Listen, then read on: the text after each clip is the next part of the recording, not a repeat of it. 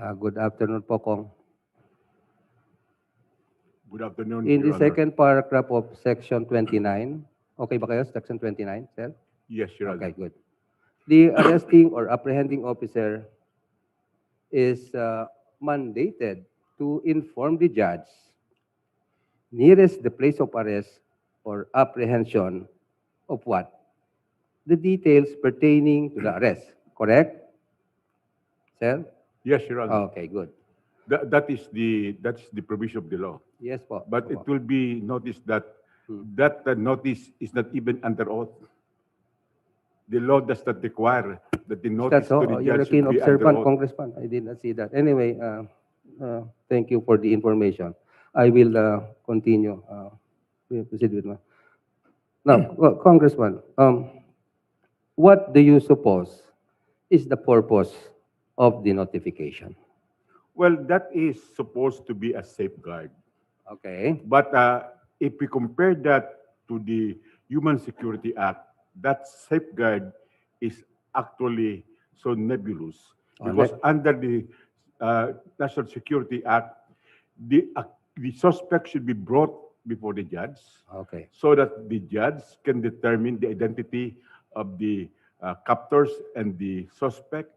The judge can also determine why the suspect has been arrested and also to determine whether the suspect Okay, has good, been good. subjected to I'll torture. now go to my next question with your permission. Now, upon being notified of such arrest or apprehension, Congressman, what do you think at that point are the remedies of the arrested individual and what courses of action, if there's any, Uh, may the judge take under the circumstances? Well, under the circumstances, Your Honor, if the ATA is not declared unconstitutional, more particularly Section 29, then the remedies of the detained suspect would be illusory and theoretical, because And why is that, Counsel? he could apply, for example, for habeas corpus, but then the ATA or the enforcing agent will always say there is a legal cause because there is a authorization from ETA. Sige.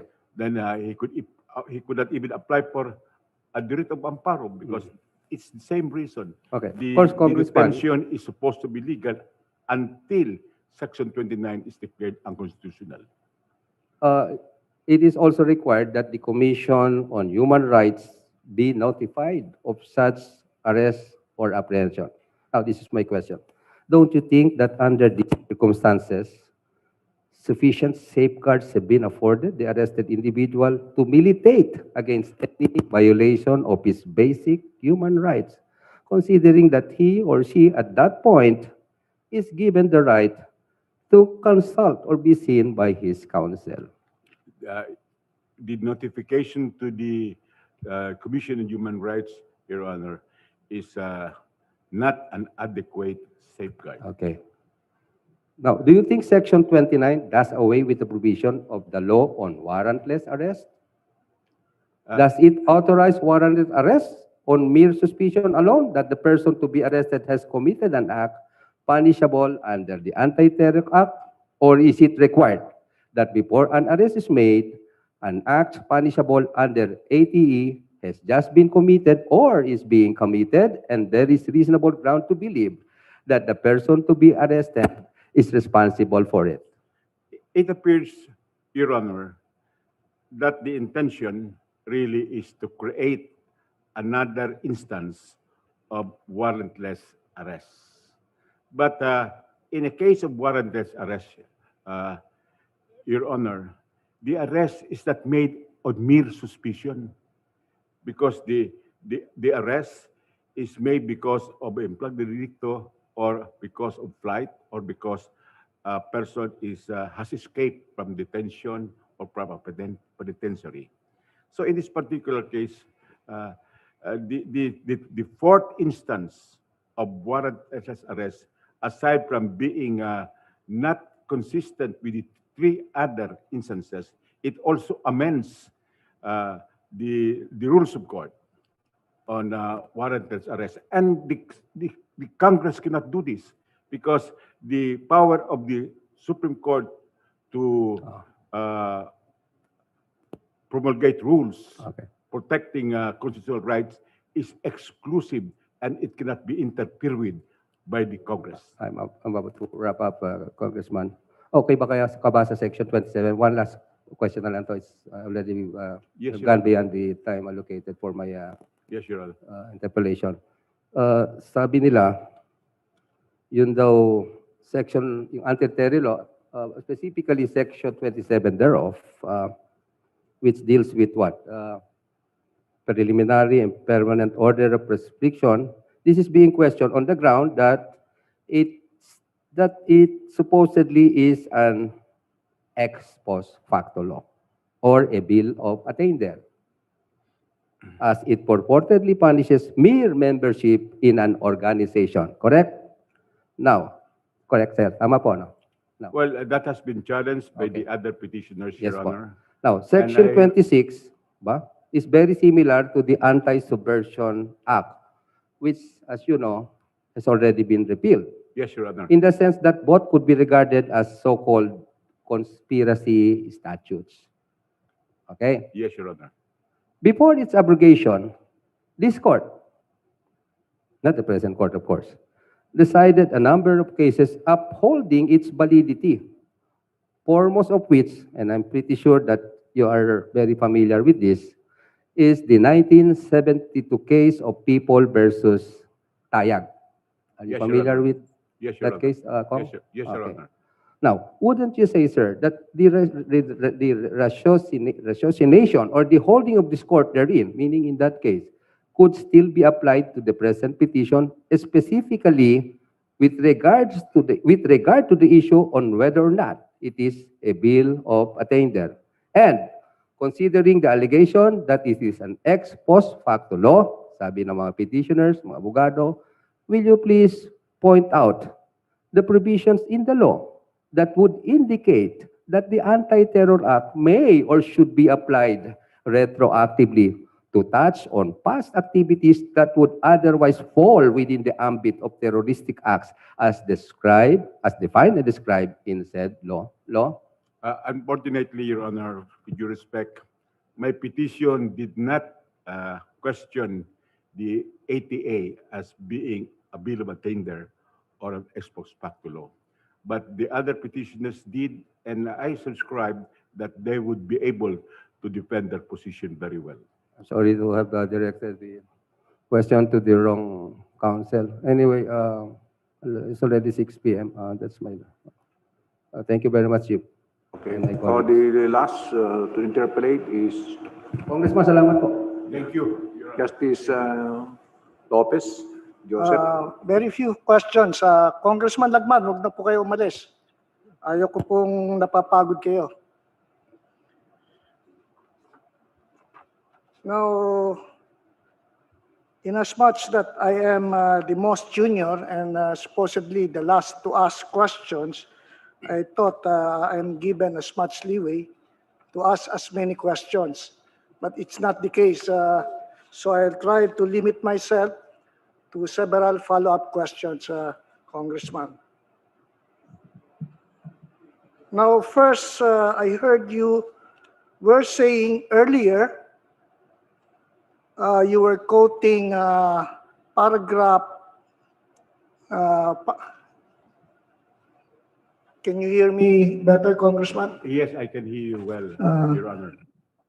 No, you were quoting a part of the constitutional provision found under the last paragraph of Section 18, Article 7, which provides that during suspension of the privilege of the writ, any person thus arrested or detained shall be judicially charged within 3 days, otherwise he shall be released.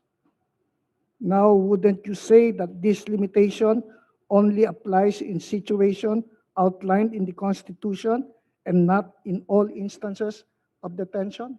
We submit, Your Honor, that is an omnibus protection to all those detained under any and all kinds of crimes. But what is important to underscore, Your Honor, with respect to Section 18 of Article 8, is that if during times of emergency, a person cannot be detained for more than 3 days without being delivered to the judicial authority or released, then with more reason, during ordinary times like today, Now, did any detention of 24 days under the ATA is really unconstitutional. It's odious. It is even cruel. now, Congressman Lagman, let me refer you into the records of the Constitutional Commission of 1986. I would like to read the response of Commissioner Padilla during the CONCOM of 1986, where it was clearly manifested that the intention of the provision was to be restrictive. And I quote, "It is true that under Article 125 of the Revised Penal Code, which penalizes the delaying of the transmittal or delivery of the person arrested to the judicial authorities, the period is based on the gravity of the offense, and this is punishable by the same penalties as those for arbitrary detention under Article 124 of the Code and the delay in the release under Article 126. But this provision," he was pertaining to Section 18, Article 7, "is made to apply only when there is a suspension of by the President of the privilege of the writ of habeas corpus. So it covers a different situation from that contemplated in the Revised Penal Code." So, quote unquote, would you like to comment on this, Congressman Lagman? Yes, Your Honor. My interpretation of that statement of Commissioner Padilla is that this provision is applicable only when the writ of habeas corpus is suspended. But it does not say that it is applicable only to rebellion or to acts relating to invasion. And moreover, this court has held in several instances that the opinion of a constitutional commissioner is not controlling. That is his personal opinion.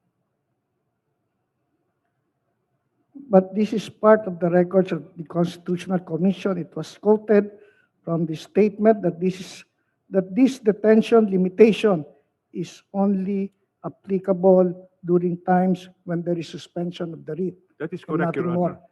And besides, the law on Article 125, 124, and 126 are part of the laws of the land, and no one can deny that the Congress may change the law as they please. Mr. Congressman, is it not the case?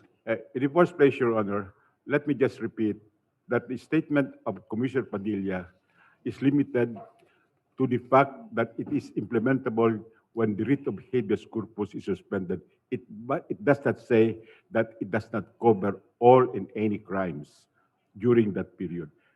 Number two, the Congress does not have unlimited power to amend laws, particularly so when the amendatory law is challenged to be unconstitutional. For example, Section 29 cannot amend the particular article in the Revised Penal Code because Section 29 is irremediably unconstitutional because it substitutes executive warrant to judicial warrant. It substitutes suspicion to probable cause.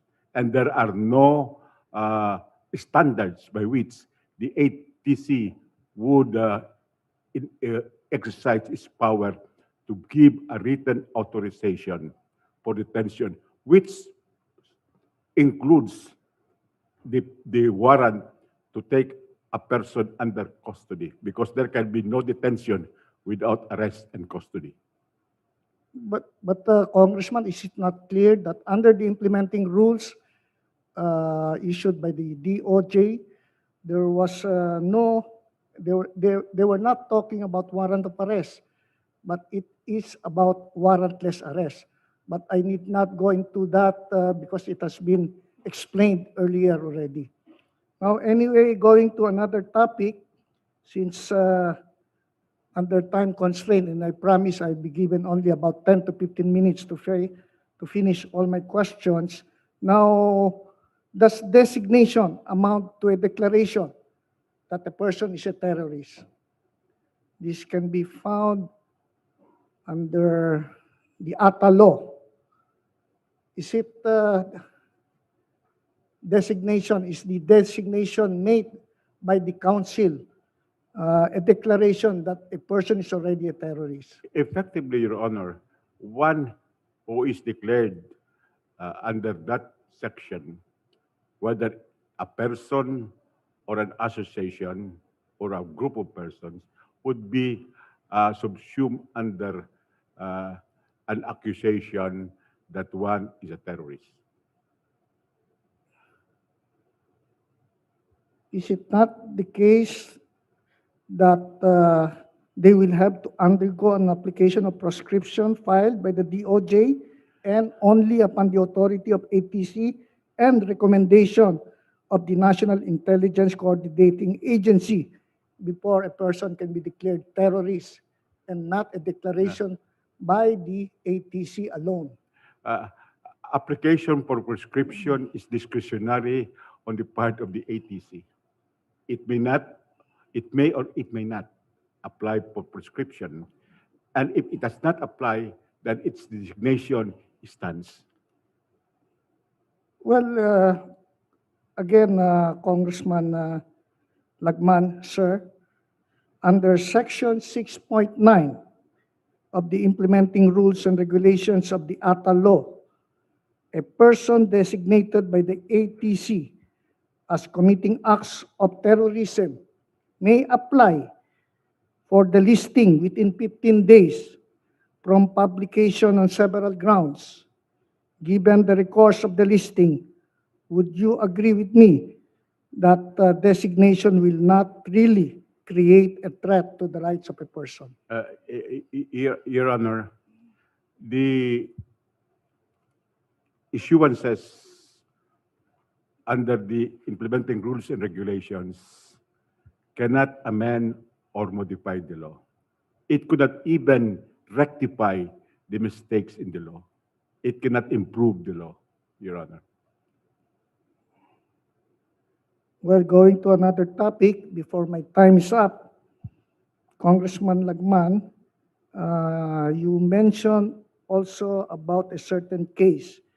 This is Dicini versus Secretary of Justice. I don't know if it was you who mentioned it earlier. Section 12 of the Cybercrime Prevention Act, which empowers law enforcement authorities with due cause, let me repeat that, quote unquote, with due cause, to collect or record by technical or electronic means traffic data in real time, was declared unconstitutional by this court, and the phrase with due cause was declared by this court as too sweeping and lacks restraint, for it lacks reference to the probable commission of a particular crime. Now, unlike the Cybercrime Prevention Act, would you agree with me that ATA contains sufficient safeguards to protect a person's right to privacy insofar as the collection of data is concerned? I would like to submit, Your Honor, that the safeguards provided for in the ETA are virtually motherhood safeguards.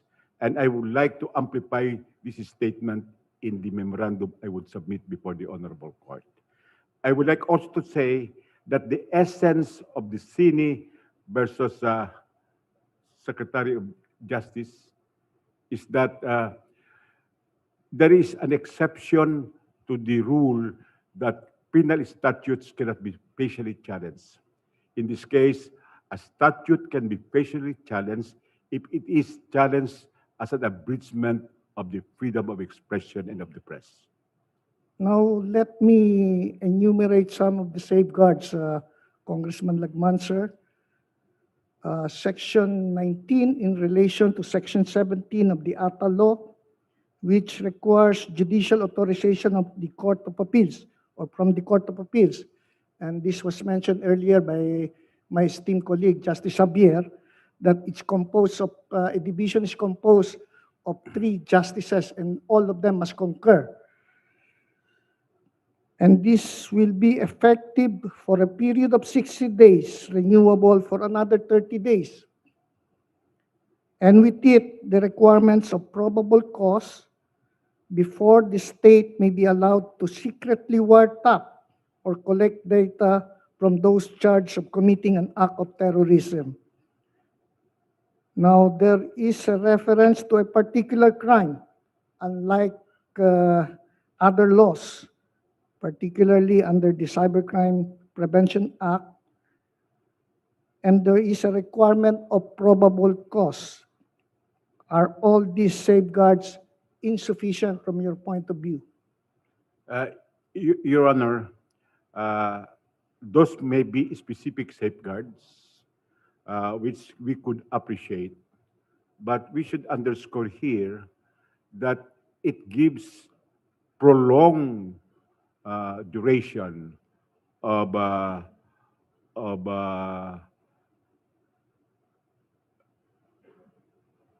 watching or searching evidence against a suspect. I suppose, Your Honor, those safeguards are diminished because of the prolonged period which may be awarded to the enforcement agents. Again, we are going to amplify this in our memorandum, Your Honor. Thank you, Congressman.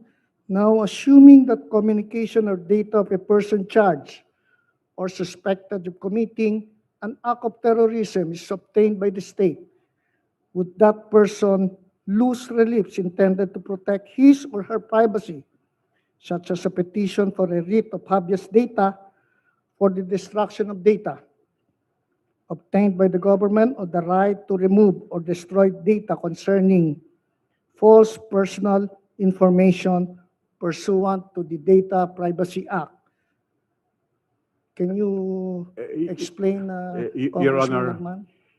in this advanced stage of technology, there are those who submit that the right to privacy is really a very superior right. And for this reason, there is need to really give ample protection to the right of privacy. Now, talking about privacy, Sir, Chief, can I ask for an extension of 5 minutes? Yes, of course, you can have another hour. Now, let us go to the concept of surveillance vis-a-vis the right to privacy. Now, pursuant to Section 16 of the ATA law, in Gamboa versus Chan, this court has held that when the right to privacy finds tension with a competing state objective, the courts are required to weigh both these notions. The right to privacy may thus succumb to an opposing or overriding state interest deemed legitimate and compelling. Would you agree with me that the proposition that the right to privacy must give way in order to curb threats of terrorism? Your Honor, to a certain extent, I would agree, but I would submit, Your Honor, that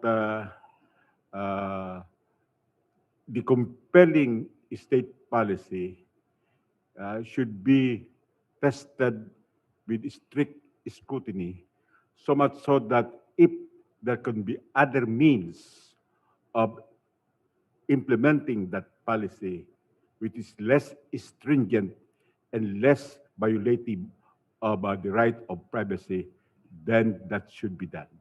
Now, Congressman Lagman, you mentioned about strict scrutiny. I think this is a concept adopted by the U.S. Supreme Court. But let me refer you and let us borrow from another country's experience. The method of intelligence gathering via wiretapping and intercepting communication was a crucial component in USA Patriot Act of 2001, which was enacted right after the advent of the September 11 attacks on the Pentagon and the World Trade Center. These provisions have been credited for the success of hundreds of anti-terrorism operations since 2001, such as the thwarting of a terrorist plot on airplanes between US and UK that would have caused, and I quote, mass murder on an unimaginable scale. In fact, the New York Times, in an article dated August 10, 2006, reports that the plotters had planned to use liquids in drink bottles smuggled in hand baggage to combine into explosive cocktails aboard the flights.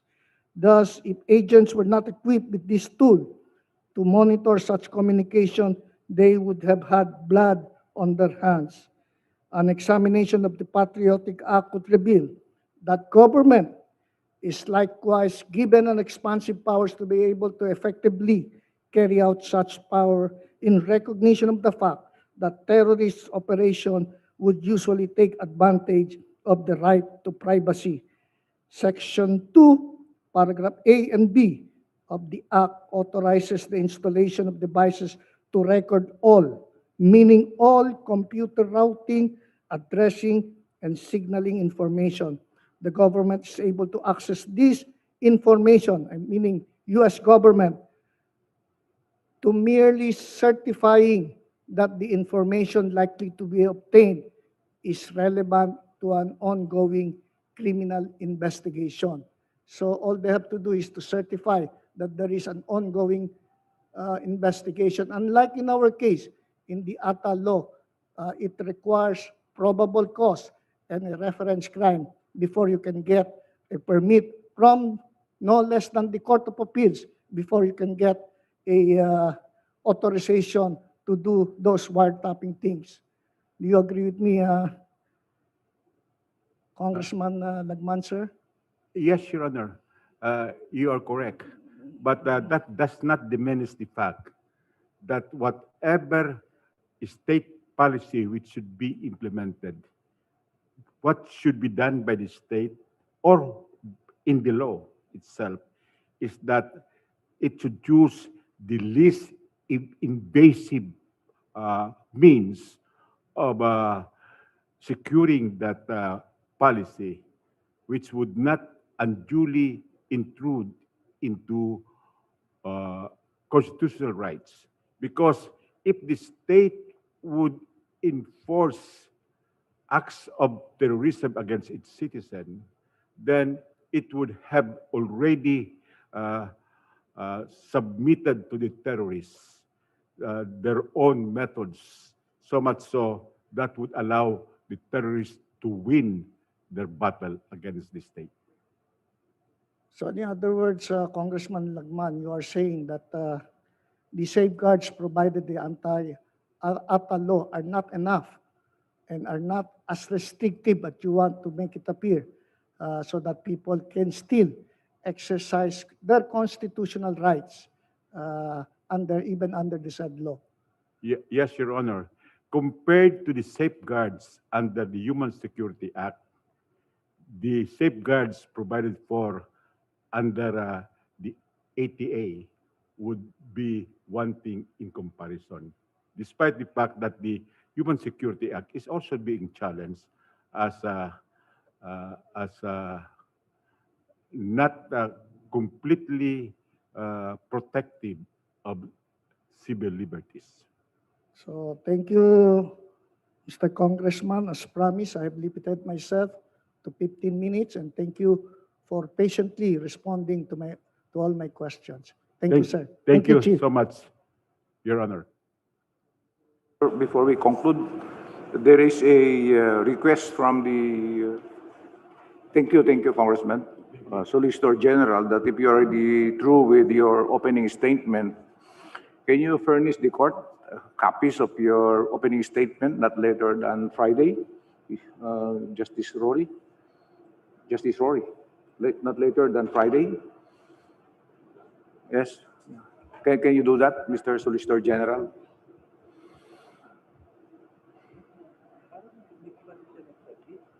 Wala pa ate.